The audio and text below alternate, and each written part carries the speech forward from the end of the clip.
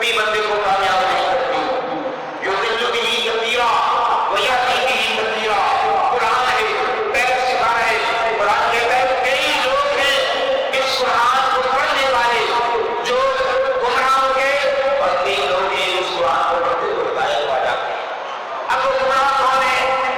جنہوں نے قرآن پڑھا حضور کی حدیث کے بغیر، استاد کے بغیر، ادب کے بغیر، انہوں نے قرآن کو پڑھا کہ مولوی صاحب مجھے قرآن آتا ہے، یہ دیکھو یہ آیت یہ کہہ رہی ہے، تم مولوی ہمیں خراب کرتے ہو. میں کہا بھائی تو نے استاد سے اگر قرآن پڑھا ہوتا تو بتاتا کہ اس قرآن کی اس آیت کے اندر ایک بات نہیں ہے، آیت کے اندر پڑھانے چھپے ہوئے ہیں. تو نے صرف ظاہر دیکھا ہے. یہ تمہاری سلسلہ ہوتا ہے. اس لیے خود سے استاد نہ بنا رہی بلکہ سیدھے یہ قرآن ہے. اور ایک بات ہے سورہ کاف کے 15 سپارے آخری رکوع ہے، آخری 1 رکوع بنتا ہے، اور سورہ سپارے کے 1 رکوع بنتا ہے آگے. اس کو آپ پڑھ کے دیکھیے، یہاں کے ادب بھی سکھایا گیا، تفسیر بھی سکھایا گیا. موسیٰ علیہ السلام جو جلیل القدر نبی ہے جو اللہ سے باتیں کرتے تھے، وہ حضرت خضر کے پاس کے مجرات کو بتانا تھا کہ ایک مسیح میں جانا پڑتا ہے. تیسری بات، کبھی بھی کسی کو غلطی ہو تو اسے 3 موقع دو، دوسرے موقع کے بعد اس کو وہاں سے نکالو. ہمارے یہاں کہتے ہیں کہ میرے نال ایڈ کی طرح نہیں جانا، یہ میرا شرط ہے. نہ وہی اللہ کا ہی نہیں ہے، پھر میں نہیں جانا.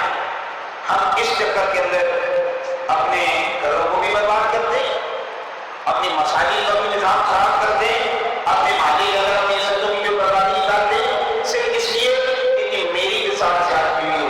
حضرت موسیٰ علیہ السلام نے 2 مرتبہ اقرار کیا.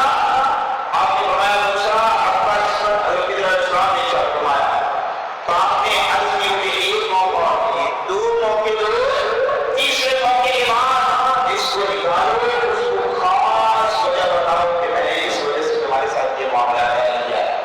یہ نہیں کہ میرے دل میں جاتے پہنچے تو قرآن کا رائے سے میں نے ترکیب ہوئی اس وجہ نہ مالے کیا سوچا کرایا سیدھے وہ کام جگہ میں یاد رکھیے گا. چندی کی خوشیوں کی خاطر، اس گوشت کے لقمے تسکین کی خاطر اگر دین میں خرابی پیدا ہوئی، لوگوں کے ایمان میں خرابی پیدا ہوئی، گھر برباد ہوئی، تو اس کا جواب بڑا سخت ہوگا. قیامت کے لیے میدان معاشر کھڑے ہوگی. اور آخری بات سنیے،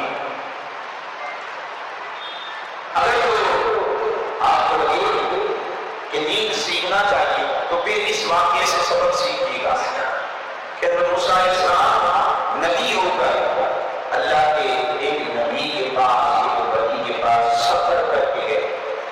ہمارے ہاں کوئی ہمیں یہاں دین آپ کو سنایا، میں مسجد میں سن کے بعد ہمارے کسان مانتا ہے.